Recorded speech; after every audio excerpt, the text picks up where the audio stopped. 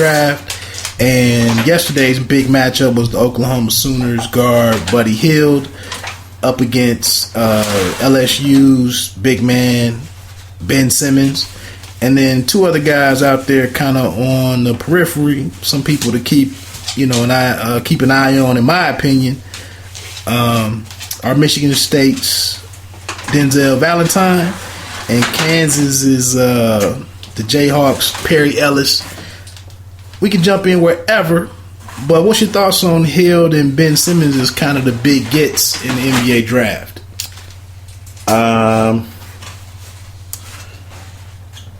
Ben Simmons is ranked on most people's number one on most people's boards right now. He's taking fire right now for his lack of being assertive and aggressive or whatever. He didn't touch the bit. He only touched the ball once or twice for the last 10 minutes of the game yesterday, where they lost to the Sooners. See, I didn't. College basketball is like my fourth. It's rough, right? It's rough right now. It's rough right now. I didn't see that game, but do you feel like that was lack of assertion, or do you feel like that was coaching? I think it's just a college game, and somebody like, we can look at Melo Trimble from Maryland. He's only averaging about 14-something points, per game in college, but go to the next level. I mean, he's going to have a totally different game plan to follow, and ultimately could be a 19 or 20 point, 21 point a night guy, maybe. That remains to be seen. But getting into Ben, when you're not a point guard, you just don't control where the ball moves around on offense. And if you're waiting for some shooting guard or guard to give you the ball, that's just not how today's offenses are ran. And I can't say it was totally... he did have a big-time crossover and drive from the wing for a big reverse dunk. And I don't think it was his last bucket, but that was kind of the big highlight of the game and kind of emblematic of what he can do. I don't know, man. Some people are... The comparisons are out there right now of him and Michael Beasley. But he's not having the same NCAA career as what Beasley had for his 1 year. But that's what the comparison is coming right now, is Michael Beasley. So do you think that he would transition into a stretch forward position, or... He's definitely not a post player. Okay. I've seen him bring the ball up a little bit, but, he's not being pressed or anything to really judge his make a determination about his handles. And I didn't see him shoot a jump shot. I just think there's a lot to work with there. And, Moutier's having some success right now, for Denver. I don't see, if the Lakers or, Philadelphia are up here, I don't see how you pass on him. I just did a show Friday with my partner Kill, and he mentioned the top 10 or 12 lottery picks, and I would say 8 to 10 of them were all Russian or Euro players that I don't even know, and it was just Hield and Simmons. So I think Simmons is an interesting guy. I think Hield just had like his 8th, 30th point game of the season. There's some talks, could he be the next Steph? I don't know. One thing I do appreciate about the game yesterday at halftime, they actually had a breakdown of where Buddy Hield, because I thought the guy was a freshman when I started hearing his name this year. I had no idea this is a 4th year guy. But 8 30-point games. But they actually had a breakdown yesterday of where how his shot used to look, and how he has transformed his shot to be something more with less moving parts in it, and that might be the big change that's contributed to him being a scorer. But what I like in him, I'm seeing him put it on the ground. I'm seeing him shoot, catch and shoot. I'm seeing him shoot off the break, a la Chauncey Billups a little bit. I don't know. 6'4", 214, 2 guard. Decent handles. I'm seeing him finish in traffic. I would say between those two is probably it. Now, we can move on if you haven't seen him, because I just had one point to make about Perry Ellis and Denzel Valentine. But have you put any time in on those guys? Perry Ellis, I'm slightly familiar with. Valentine, it's a cool name. Denzel Valentine. Just for anybody that's listening that's a college hoops fan, my main concern with Denzel is just, could he be like a Darren Williams, just based on body type, where he has some success early on? 6'5", 220. But it's I mean, beyond just the bare measurables, his body type, his build, I'm wondering if he could really be athletic enough, wherein, like, similar to Darren Williams, he had those good 2 or 3 years where he was a top, or trending towards being a top 5, top 3 point guard, and now he's just out there. He's just another player.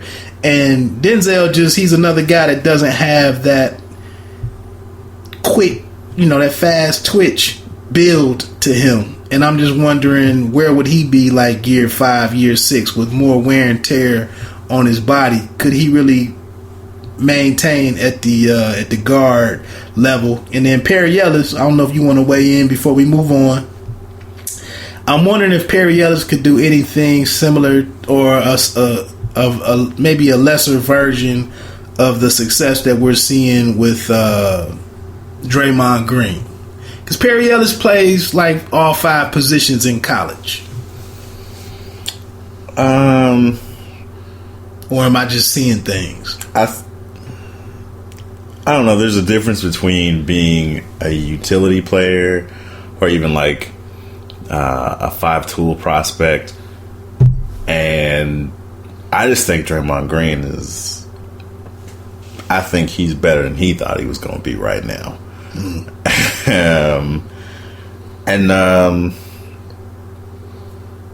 I'm not going to say that Perry Ellis doesn't have some of those intangibles. He seems to have good court vision. He seems to try to hustle after balls. He tries to win the 50-50. Right. But I just think that Draymond, I think with Golden State in particular, like, and you saw it when Steph was out those 2 games, everything funnels through Draymond. Right. And Jalen Rose said this the other day, and at first I thought it was crazy, but I don't know that it is. Like, he said, particularly with the Spurs, he said if he was the Spurs, Kawhi Leonard would cover Draymond for 3 quarters and only cover Steph for 1. Cover Steph for the first quarter to make sure he didn't get into a legit rhythm, and then cover Draymond to make sure that offense didn't run the way it was supposed to. And I don't know that I see Perry getting to a point where offense is running through him. That's why I said I threw that qualifier in there, like a lesser version, because Draymond does some pretty big things that maybe we're just scratching the surface of, and that'd be a lot to put on. And to be honest, there might be 10 to a dozen cats that I've seen come out of the college ranks in that area where Perry Ellis is.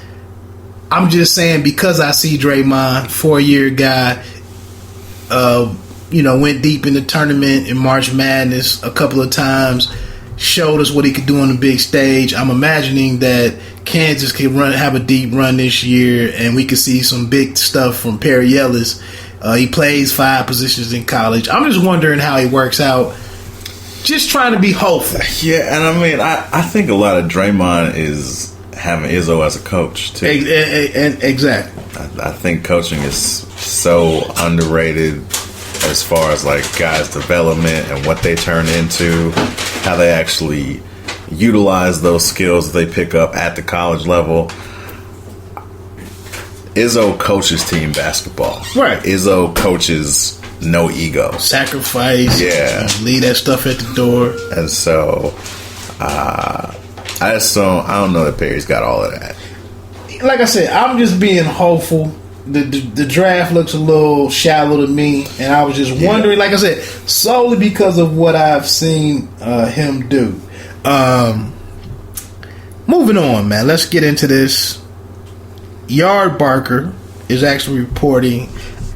I mentioned it before that I'm so frustrated with the NBA how the media can kind of drive the narrative for 2 and 3 years on where they want an elite player to move to, and then it happens, or whatever. But right now, Yardbarker has an article up on KD and Westbrook possibly landing in Los Angeles. KD going next year,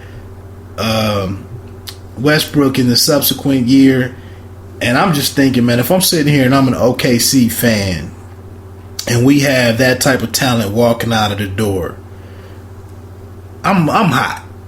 But of course Stephen A's name comes up with this. Yeah. There's and then we keep hearing the story about KD and Westbrook, that their relationship is really rocky, despite how it may look on TV. But Stephen A is still asserting that Durant's his list of landing places is LA. And I guess Stephen Smith was on the Mason and Ireland show, which is another podcast. I'm not familiar with it, but it's just a ESPN radio show. This turned into a podcast. Yeah, everything's a pod on right, ESPN. really. But it's just suggesting that Durant could join the Lakers this summer and Westbrook will follow the summer after. And what's he saying here? Stephen A. Smith basically said that one of the biggest reasons that Kevin Durant may have the Lakers at the top of his list is because the Lakers have been led to believe, by whom specifically I don't know, but the Lakers have been led to believe that it is a very good chance that the following year Westbrook could come over and that they want to take over from Kobe Bryant's retirement. But then, let me jump in before you weigh in. But part of the article is about this bad relationship. So if we have a bad relationship in OKC, why are we going to have a better one in LA?